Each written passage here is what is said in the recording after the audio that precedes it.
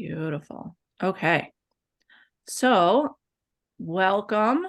We are super excited because this week starts our guest sermon series, which pretty much carries us through most of the summer, most of the rest of the summer. We've got some really, really good stuff lined up. I'm particularly excited for this one because DrJay, whenever we get DrJay on the phone, we always have to talk shop with him. So we never get a chance to really hear his healing wisdom, of which I'm certain he has much. So we are going to turn it over to you, DrJay.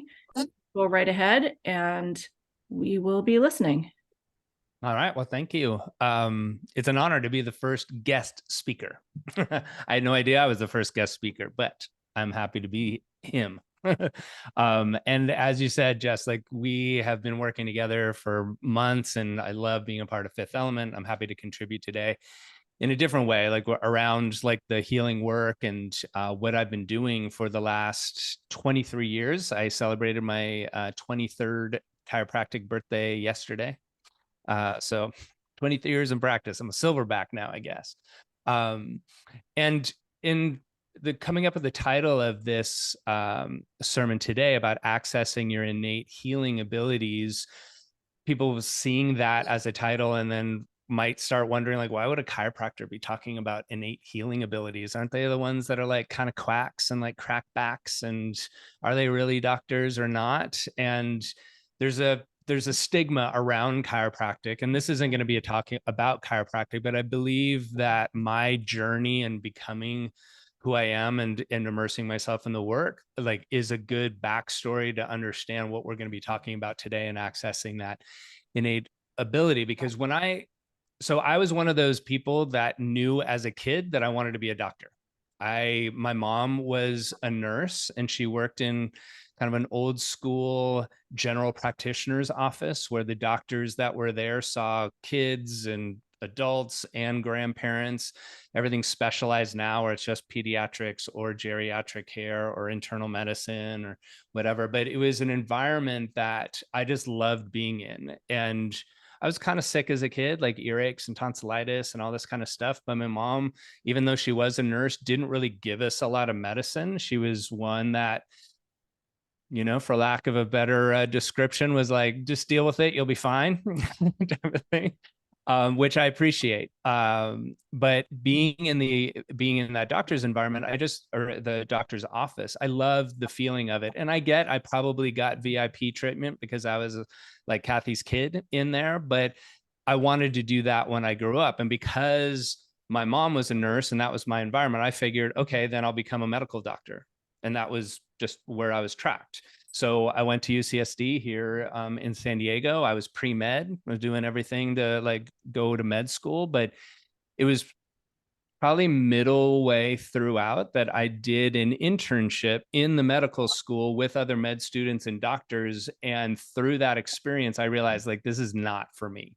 One, honestly, it was lifestyle. Like, they loved what they did, but they were working like 80, 90-hour weeks. And I had friends growing up whose dads were medical doctors, and I didn't really ever know them. I didn't see them around. And I knew I wanted to become a dad and I wanted to be around. So I didn't want to be married to my job. I wanted to have a job I loved waking up to, and medicine wasn't going to be it. So after all this time and medicine and becoming a medical doctor being my route, I figured, like, all right, what am I going to do now? Like, that was what I've been hanging my hat on the whole time. So I went to the what do they call it? The career center. And I took all the aptitude tests and just try and figure out what careers to go in. They all said I should be a doctor. And so, but on that list were a bunch of other different things like paramedic or therapist, and chiropractor was on the list. And I had been to a chiropractor in high school. I hurt my shoulder in volleyball, and my mom brought me to a chiropractor, and I had a good experience with it.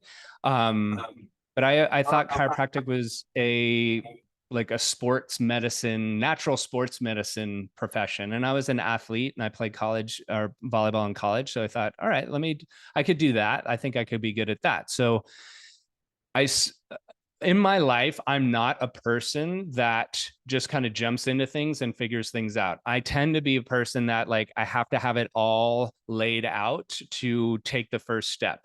And I'm recovering from that. Life doesn't work that way. But that, especially at 20 years old, when I'm about to graduate college, was the way I was going. But I really feel that I was led to chiropractic, into chiropractic school, because I did enter into school. I thought I'll give it 3 months, the first quarter, see if I like it or not. And if not, I'll jump out, which is not a decision that Jay Warren at that point in my life made at all. It was more of, if I'm going in, I'm going to commit.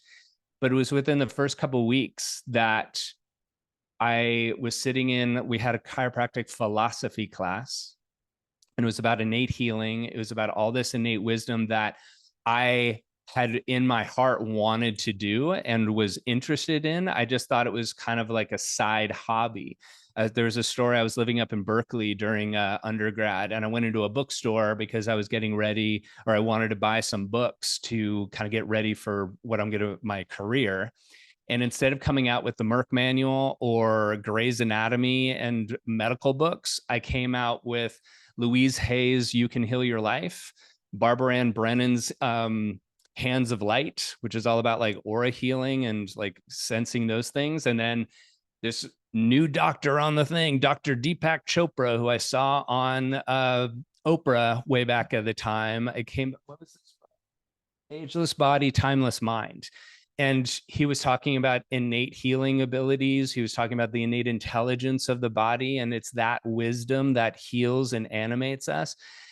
And then in chiropractic school, that's what they were talking about as philosophy. And my instructor, Dr. Schmidt, gave us this quote. I want to read it to you, that really just turned on a light and has created like the career that I'm in right now.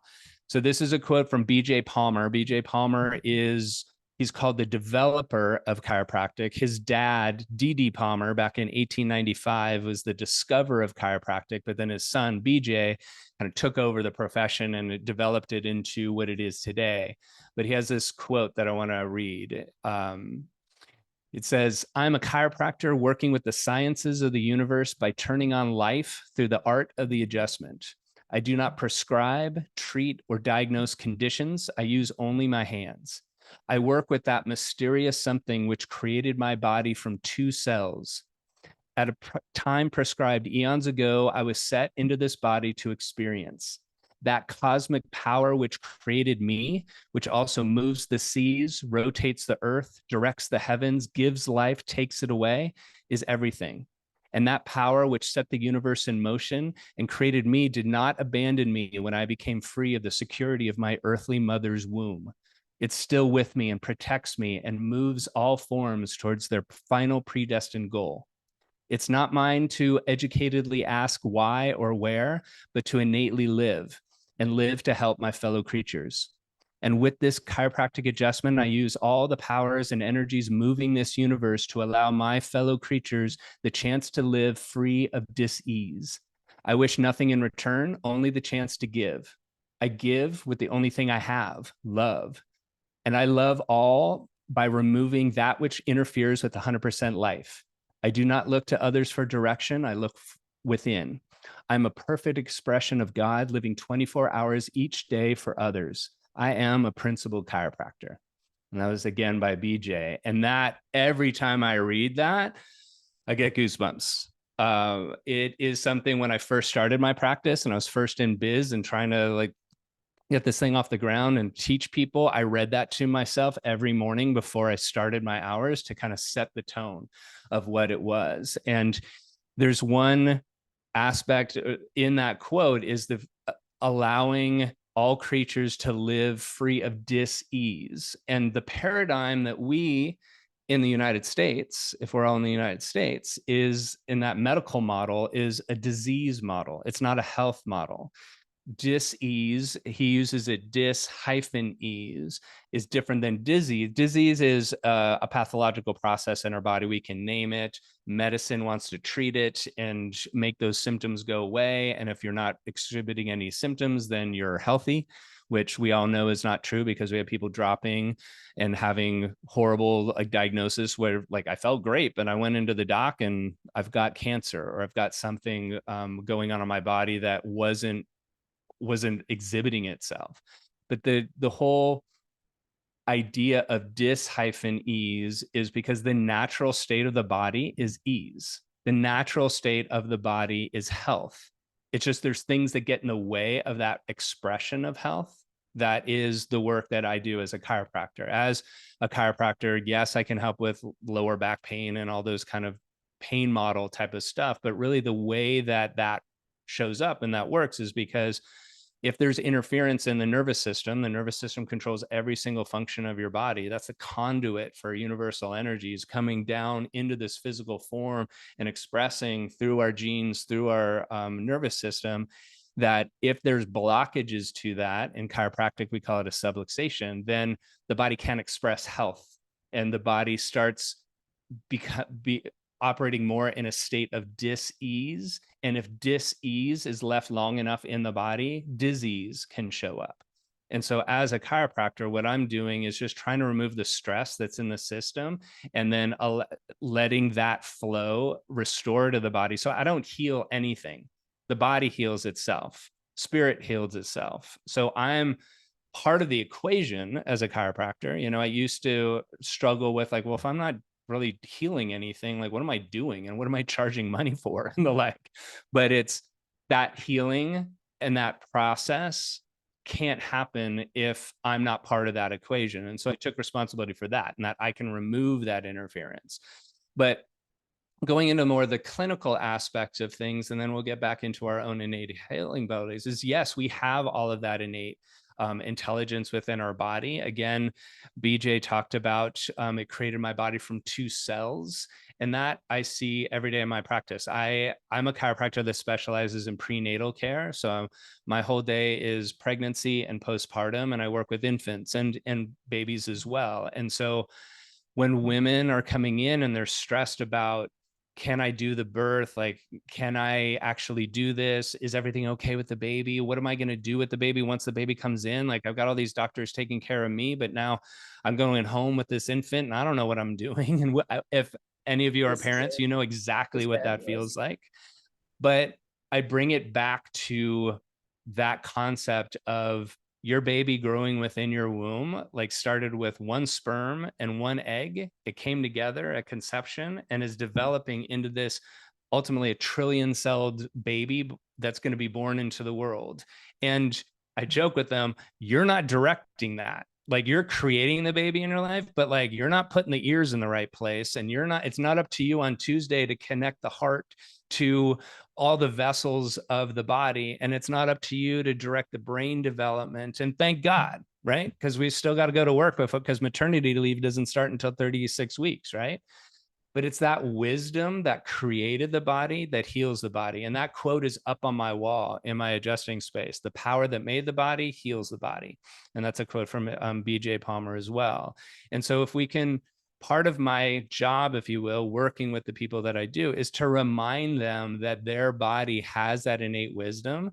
And if we can be in alignment with that, rather than thinking the body's a machine and it's just destined to break down, that you're just a sum of your own parts. And if you got a bad part that's not working, we'll just take it out of you, or we'll medicate it, or we'll put a lotion or a potion on it. We're wanting to inspire people to take responsibility, to understand okay, there's something in the way there, and how can we get rid of it? And as a chiropractor, I'm doing the adjustments there, but clinically, there are times when I'm working with somebody and the healing that I would expect clinically based on other clients I've worked with and based on their health history, it's just not happening as quickly as I would expect. And sometimes I need to check myself, and that all processes take time. And sometimes processes in certain people take longer time than any of us would like, right? We all want it immediate. But if it's not progressing, then instead of saying, hey, it didn't work, sorry, chiropractic didn't work, like, see ya, or referring them to another place to see if another thing would work, I start looking at what might be going on outside of them that is getting in the way of it. And sometimes that's biochemically, it might be environmental stresses that's on their body, that their healthy body's going back into a toxic soup, and we need to remove some of those toxins there. It could be diet and biochemically, they're just not eating good foods or things like that.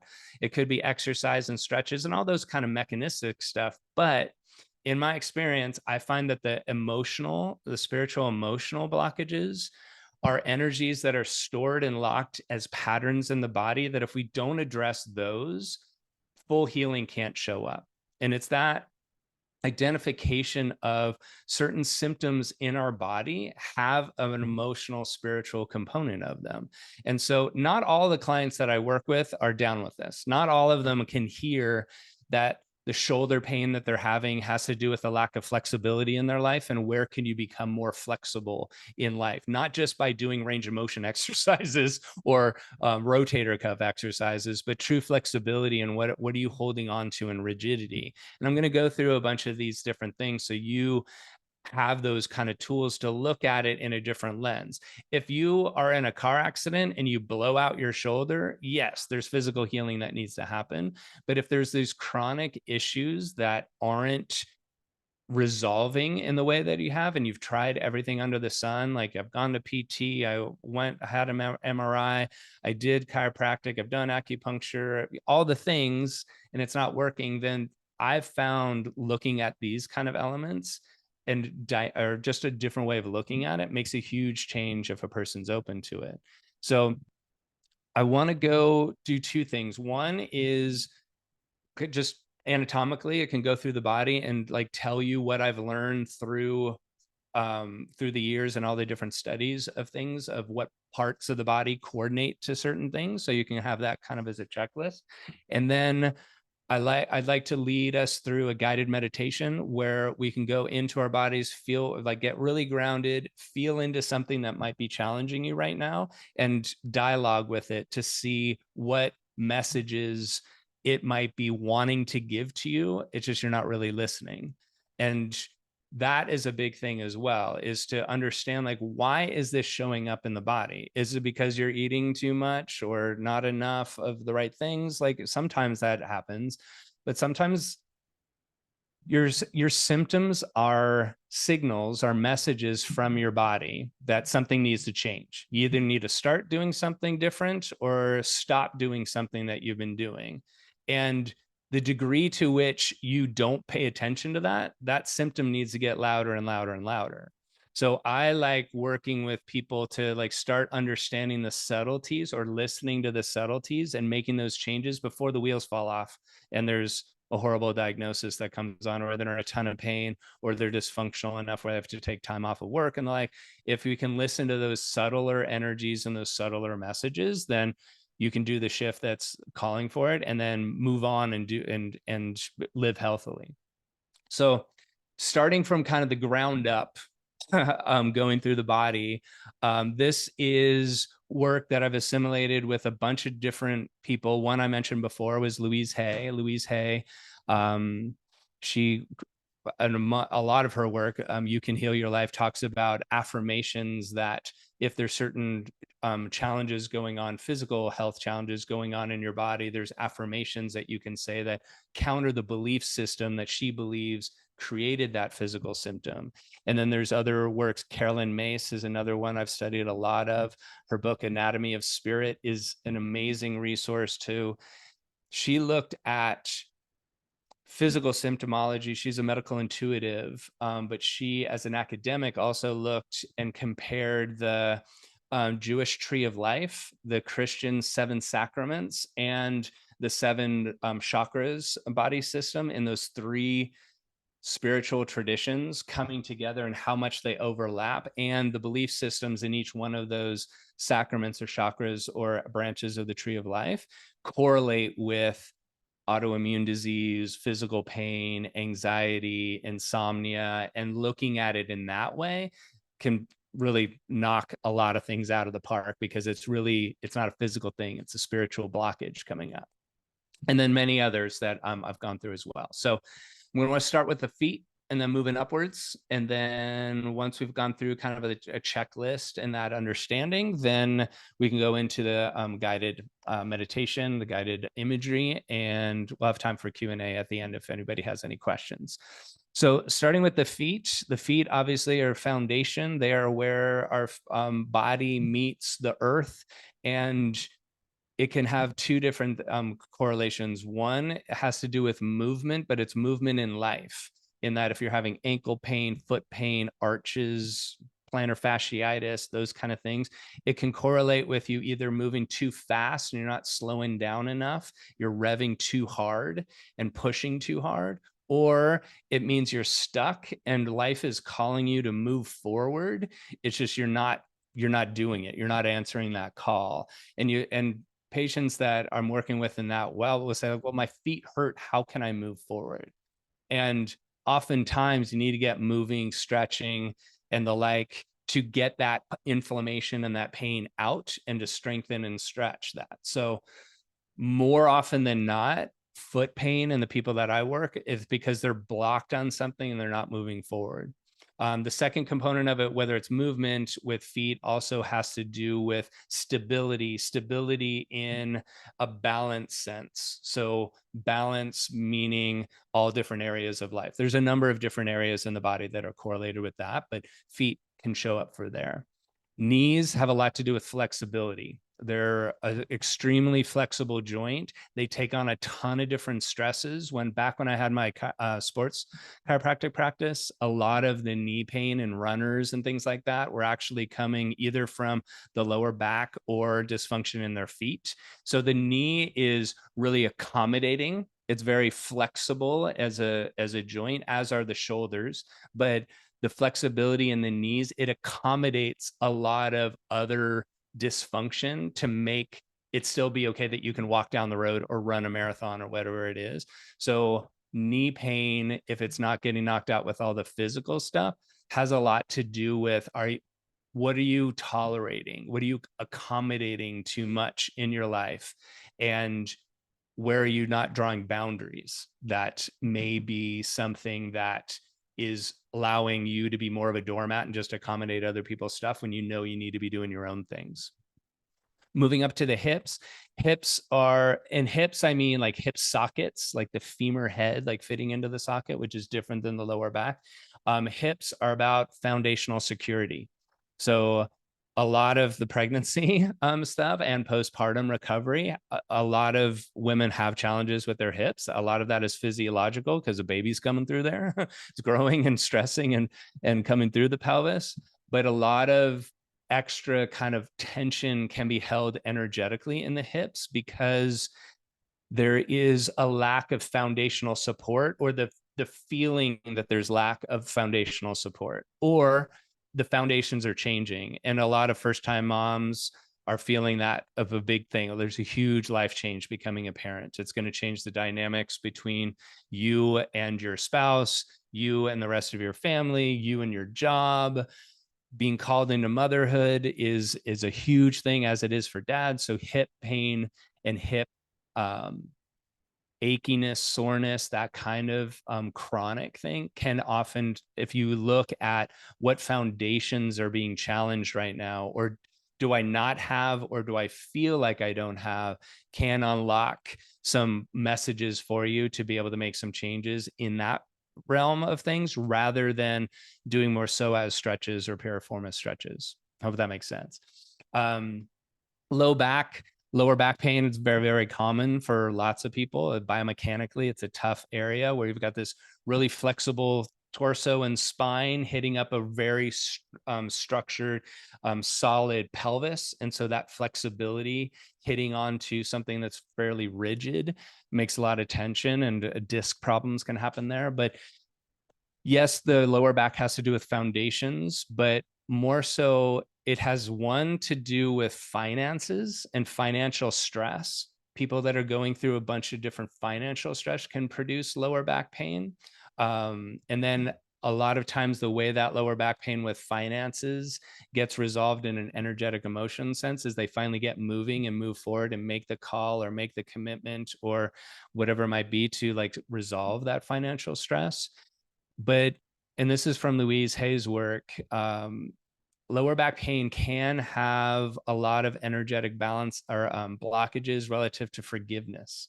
And so that can be forgiving someone else for something. It can be not forgiving your own self for something that you've done or allowed to happen. And so forgiveness is, I would say, even more so than the financial aspect that can unlock chronic lower back stuff that, yes, you need to do the physical stuff as well, but the energetic blockage hinders those physical things that you're doing to help it. Moving up into the body, into the torso, like you go into like say abdominal things, abdominal as far as like lower and reproductive organs, whether it's male or female. Second chakra has everything to do with creativity, and it has a lot to do, obviously, creating life in a biological sense. But if there's blockages in your creative outflow, sometimes lower back pain and or lower abdominal pain can show up, as well as second chakra has to do with like union and one-on-one union rather than base chakra is more union with a community of people. It's the second chakra is union with one other person, like typically a spouse or partners or a close loved one. So if that is an issue in your life, then sometimes lower abdominal pain, uterine issues, and or like male equivalent can show up there. Going up into the intestines and stomach, like stomach literally is like really where like third chakra is, and that has to do with like independence and being your own self. But and so that can show up as like stomach pain if you're not really fully individuating or stepping into you being a true individual. But stomach also is a harbor of anger and resentment. And so if you are holding on to anger, literally it makes sense that you could produce an ulcer because you're pissed and you're and those stomach acids are eating away your stomach. But also that stomach area, like if it be, hopefully you're not producing like an ulcer with a or acid reflux, but subclinically before it shows up as symptoms, that area working with anger can make a huge difference and resolving stomach issues.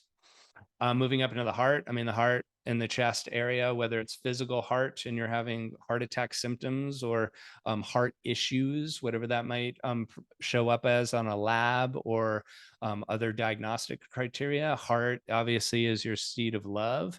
In the front of your chest, I've found in a love sense has a lot to do with conditional love versus mid back pain on the opposite side of the heart in between the shoulder blades has a lot to do with unconditional love, like the band of tension, which is obviously, not obviously, but is correlated with posture, like poor posture going forward.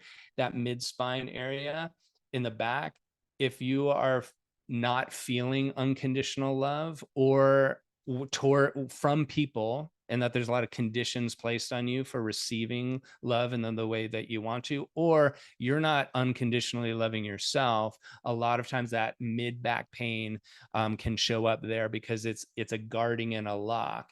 Versus in front, if there's a lot of conditional love that you're having to deal with, the heart will cave in and protect itself physically by shielding it rather than being open. But that tension in the mid spine or the mid chest can show up as anxiety because there's a fear of not being loved.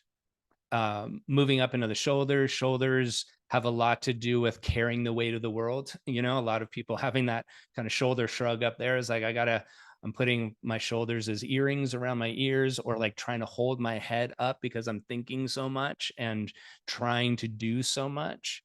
And so by dropping that tension of being much more realistic with yourself about expectations of towards others and towards yourself of what you can and cannot do can help drop a lot of that like shoulder tension, which can throw into headaches. And headaches, there's tons of different reasons energetically and emotionally that headaches can be show up as life, but a lot of times it has to do with overthinking, just going and racing and trying to do too much, or feeling you have to do so many things in order to be productive and or loved. Can just make the head feel like it's going to explode because there's too much inside it. That's also where a lot of anxiety can come from, and dizziness, like with not being able to like have balance in life, but then also needing to like reach out and like hold on to things because you might fall over, is like a bracing grounding mechanism. So if you can look at your dizziness and headaches in that way, that can make a big difference. Going back to the throat, like throat chakra has a lot to do with discipline and will. It's obviously like your throat as far as speaking truth. So if you're not speaking your truth, and you're biting your tongue and holding back, that area could become very congested, whether it's like sore throats or thyroid issues. Those elements like are very present in that throat area. But third chakra, that throat chakra has a lot to do with discipline and speaking your truth, but also following through on it. And that will aspect of like, am I doing what I said I'm going to do? Am I doing what I need to be doing? And so that's another element, especially with people that are dealing with thyroid things, to look at, and that can unlock a lot. What else? Sinuses has, Louise Hay says this is annoyance with one person in particular, which I know for me, that like if I've got allergy stuff, I understand like, all right, pollen's blowing into my head. But if I've got sinus stuff out of the blue and it doesn't really make sense because of those natural like allergy type of things, identifying the person that I'm feeling annoyed with, and sometimes the person I'm annoyed with is myself because I'm not doing what I said to do, will shift my sinuses. It's really bizarre. So it's those kind of, and I guess my hand just went in my face, so I forgot about the hands. Like hands are about doing and work, and sometimes hand pain, arthritis could be because you're doing too much. Usually it's too much rather than too little, especially in this culture. We do way too much instead of enjoy our lives the way that we were really designed to do. But going into sidedness of the body as well, energetically, left side is receiving, right side is doing. And so if there's kind of chronic issues on one side of the body, or another element of looking into those kind of like either shoulder pain or a knee pain or a hip or anything, is looking at the sidedness of, if it's on the right side, am I doing too much or not doing what I need to be doing? Or if it's on the left side, looking at like, what am I not receiving, either from myself or from others or from life, that may be another indicator that, or not another indicator, another tool that you can use to get at that. So that's kind of summary of like body parts and things. I don't go into much of the systemic things, although there are things as far as like autoimmune and other disease states that are worthwhile looking at if you're personally challenged by those things. But before I go into like and lead us, we're about 35 minutes in to do a short guided meditation. Does anybody have any questions? I don't see anything in the chat. Like we can hold those until the end, Jess, if you think it's better to do that after we do the guided imagery. What's your thoughts? Yeah, we usually do Q&A at the end. Okay. If that works for you. It does. Okay. So with the guided imagery, I'm just going to lead you through a process that I teach my clients, and I use it myself, to identify an area in the body that may be producing a symptom. It may be something that you're bothered by or annoyed by or concerned about. And we're going to ground ourselves down and see what that symptom or that area may have to tell us, and put ourselves in a space that, in a listening space, we can hear what may be needed to be communicated so that we can act and make a difference there. So in this just short minutes, just in your chair, get nice and comfortable. I'm going to ask you to close your eyes and take a couple deep breaths to ground down. If you're seated in a chair, I want you to have your feet on the floor there so you can feel your feet. I want you to wiggle your toes just a little bit so you can really just feel the sensation of your toes moving around and contacting the earth. Even though I'm on the second story of a building, it's connected to the earth in that way. I want you to put your hands in your lap, or you can hold your hands in your lap together and really feel your hands and wiggle your fingers just a little bit so that you have the sensation, and all of your awareness and your concentration is in your body, in your fingers. I want you to take a deep breath in, go in through your nose and let it out through your mouth, just nice and easy. And let your shoulders drop. Feel you sitting in your chair, feel your hips contacting the cushion or the chair, wherever you're sitting. Take another deep breath. Let it out.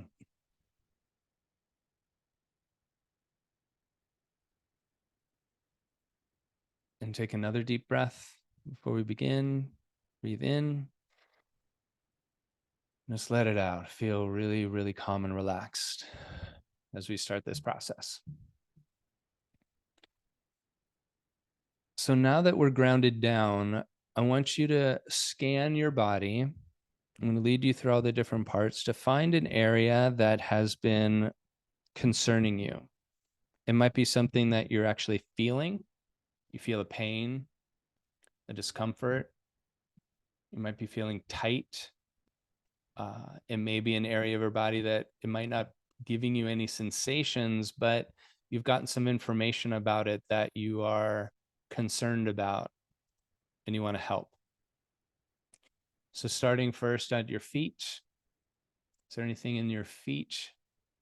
Moving up through your calves, feeling your calves, into the knees, going into your thighs and hips. Is there any sensations there that are calling your attention? Move up into your torso, into your chest, moving up into your throat. Is there anything there that is calling your awareness and that is calling for you to make some change and to get some help? Feel into your shoulders, your arms, elbows, forearms, hands. Is there anything there? And then going back up into your head, whether it's your mouth or nose, your eyes, ears, forehead, scalp, internally. Is there something there that we can open a conversation with, get information so that we can be healthier and happier? Let's take that deep breath in. Let it get out. And so if you've found that area that you'd like to work with, I want you to first visually look to see if you see a certain shape, if you see it as an object of some kind that you can, in your mind's eye, hold during this process there. It might be round, it might be smooth, it could be rough, it might be big, it might be small. It might have a color to it as well. Does it have a color? All of these are different ways that this energy, this blockage, is trying to communicate to you to be able to give you what it needs so that it can shift and move, grow, and heal. So now that you've seen it, does it have any kind of sound? Is it making a sound? Is it quiet? Does it have a buzz? Is it screeching? Is it harsh?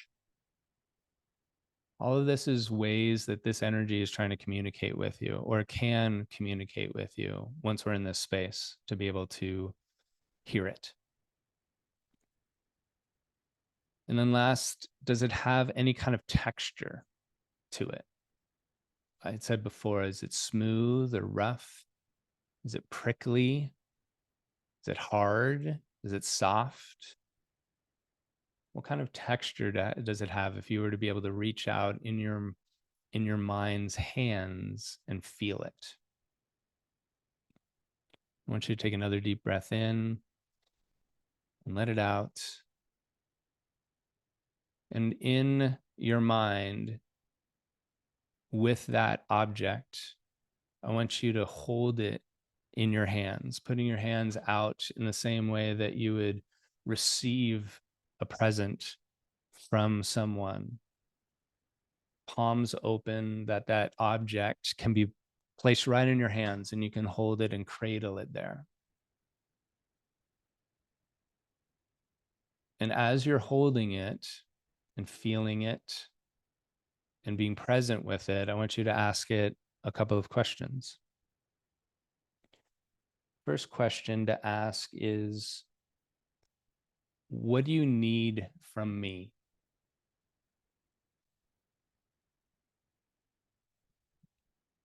What can I do for you right now? Let's be in that listening space.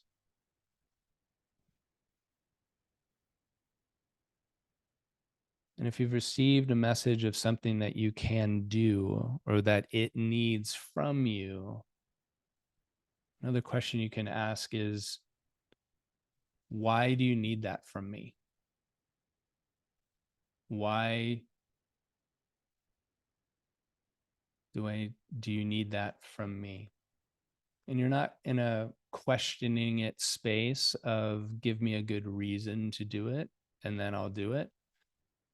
Want you to be in the space of I am going to do that for you and I can do that for you. I just want to know if there's more information about why that is.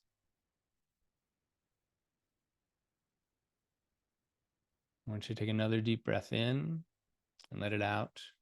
Ground on down.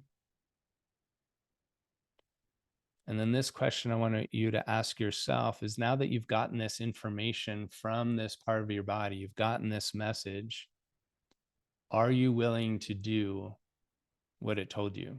Yes or no? And be really honest. Be really honest. If it's a no, then I want you to give yourself some space to explore why and possibly use this process again later on to be able to be in a space where you could give it what it's asking for. But if you said yes, I want you to take a deep breath in and let that go and bathe that message with what is going to be your action. And so to close this out, still holding this message, this gift really in your hands, in your mind's eye, I want you to see this bathed in a bright white light. Bright, bright light. Send it from you to it. See your hands, just bright white light, bathing it, soothing it, healing it. And as this ball of light in your hands healing this message, I want you to take a deep breath in, and on your exhale, imagine yourself blowing that ball of light out into the universe again, so you don't have to hold on to it any longer. Take that deep breath in and blow it out.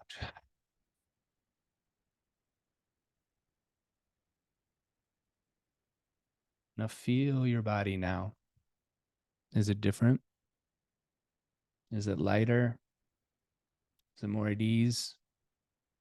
Is it calmer? Hopefully it's all those things. And so as we come on out, I want you to take another deep breath. Breathe it out. You may start moving your body. Kind of ground back down, come back into your body. Feel your feet on the ground. Feel your hands again in your lap. And when you're ready, slowly open your eyes and rejoin us. Take your time.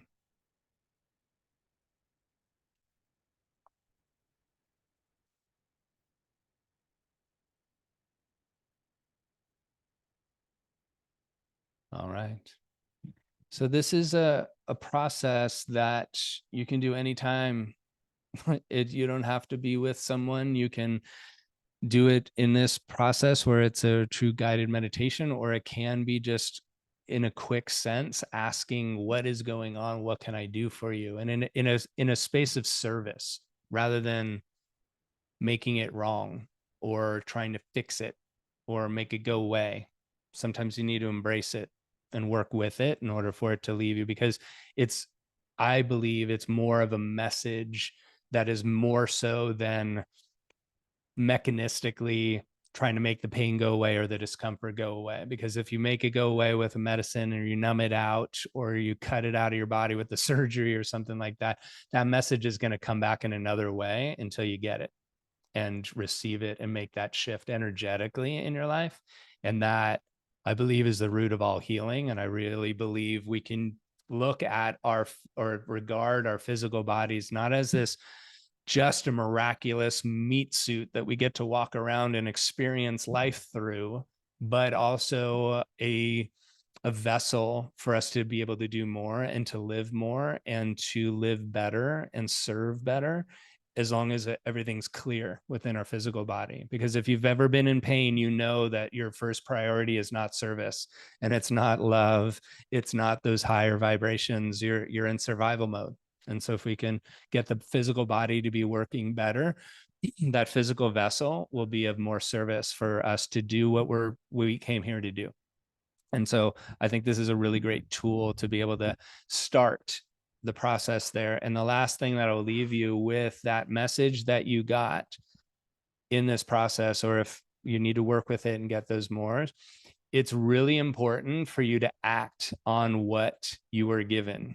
Because if you listen to this and you half-ass it, or you don't pay attention, or like, yeah, tomorrow, that symptom is then going to need to get bigger, and or it's going to stop sending you those signals and stop sending you those messages, and it will run itself out of control and really, really affect your life more so later on down the line. So I encourage you, take action, whatever that is. Do something today that is a step towards what that message had. All right. So that concludes things. I'd love to, if there are any kind of questions or dialogue or comments or anything, we can move into that space. Amazing. Thank you. So if anybody has any questions, so I'm going to ask, because of course this is like my life. I have hip stuff going on in my right hip.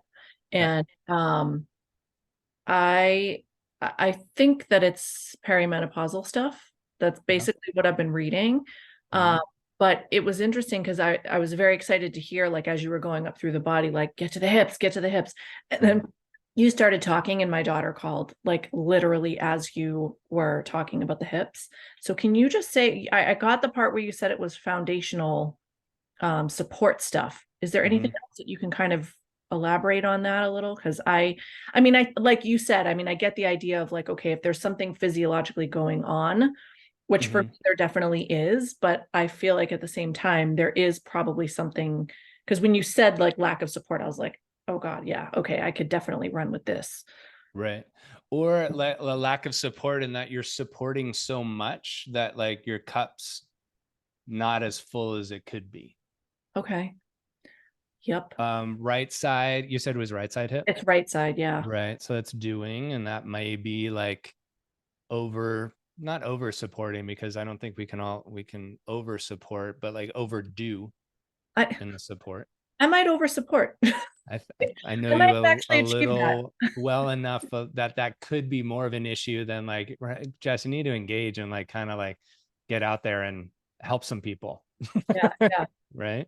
Yeah, definitely. I don't know anything about the perimenopausal aspect of it. I'll have to think on that more. I've had I mean, it's just the last like year and a half, I just have like all these random things going haywire, and they don't last. Thankfully, they tend to not last very long. And Mm-hmm. all of them, for the most part, I've been able to trace back to estrogen dominance for the most part, which at my age is very common. Right. Um, the hip thing, though, it's, that one's been persistent, and because everything else I've pretty much been able to manage with herbs and supplements and things like that. Yeah. But the hip thing is persistent, and apparently bursitis is very common. Mm-hmm. I don't know that that's what it actually is, but So yes, there's like the right side, left side as far as receiving, doing, but also dropping back down into kind of a biomechanical sense. If it's on one side of the body and not the other, I'm thinking more like locally and biomechanics of that particular joint, like a bursitis. And why is the bursitis there? It could be your IT band, it could be piriformis. That's basically the bursitis. The bursa is like a protective pad, and when it's squished too much or rubbed wrong by tracking errors, it can show up. But if it was a perimenopausal thing, which I think of more inflammatory loads, hormonal fluxes, that's more systemic. And so it would be like both sides. yeah, okay. But that inflammatory load could be in the body with everything we just said, but because there's also a biomechanical issue with the bursa, with the hip tracking, with the IT band, with the knee in a biomechanical sports sense, Mhm. then it's showing up there more than the left side. It might have inflammation going on the left side. It's just there isn't that other part of the snowball effect on the Gotcha. left side versus the right. Yeah, it's interesting that you say that, because when I was tuning in for a message, well, first off, when I visualized it, it looked like a screaming eggplant, which then of course I was like having a very hard time like Not staying tapped laughing. in, because I was laughing at myself. Because of course that's the imagery that comes through. So then I had to keep kind of bringing myself back during the messaging. But one of the visuals that came through to me during the messaging part was this one particular IT band stretch that we do in yoga. It's like I could see myself doing it, and I was like, oh, okay. And I do remember, I mean, it's very painful to do it now, but it does help. So Do you foam roller? no. So foam roller will super help you with IT bands issues. Like you're not gonna, do you know what a foam roller is? I have one actually. Yeah, I've never Yeah. So that roller, you're not going to go up onto the bursa because that will just hurt like hell. I mean, IT band work on a foam roller hurts, but hurts like good. yeah, yeah. Where if you're rolling it most likely down at the knee, yeah, Nicole. Nicole's giving you an I told you so. Yeah, and I get several of those from Nicole every week, and I love them. Yeah. The IT band is passive. I mean, it's just a band of connected tissue, but it coordinates the motion of the hamstring and the quad, right? And so in runners, a lot of times it get gunked up and it adheses to it. So like you need to break it up. Either you have a massage therapist do it and that will work, or the foam roller, you do that at home. And if you're consistent with it, doing it just a couple of minutes every day, like after a week, you'll notice a huge difference because it's being tethered, and then you put slack into the system, and it will take pressure off of the bursa. Okay. All right.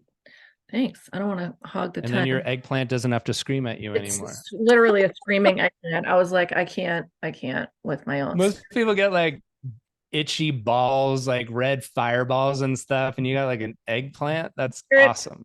Spirit I has love that. jokes. This is like, yeah.